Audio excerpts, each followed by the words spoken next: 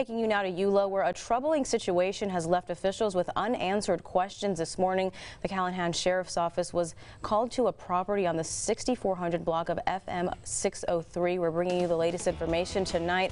Officials have seized more than 80 Shih Tzus from a puppy mill. Right now, the condition of the dogs is unknown, but they've been taken into custody by rescue groups like Rescue the Animals. The owner of the property was taken into custody and transferred to a mental health facility. And tonight we're speaking to the dog owner who says she sold the woman a Shih Tzu nearly 5 years ago and says the animal hoarding came as a surprise.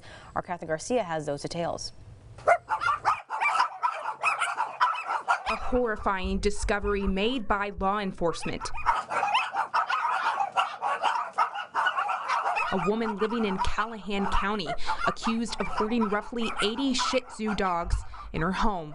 I was like, oh my gosh, how did she put that many in that house? That is awful. We weren't allowed inside the home, but just from seeing this pile of trash, you get an indication of how bad these conditions were. Rescue the Animals taking on the challenge. We've worked a lot of cases like this, but the girls tell me it was absolutely the worst one they've been in. The organization says the dogs' cages were stacked on top of each other, with only newspaper in between. The urine tends to run off the top, runs down on the animals underneath and all, and so it was, and then the animals are running loose in the house. Of course, we're using the restroom everywhere. These conditions terrifying one woman and her family after they donated their own Shih Tzu to the woman 5 years ago.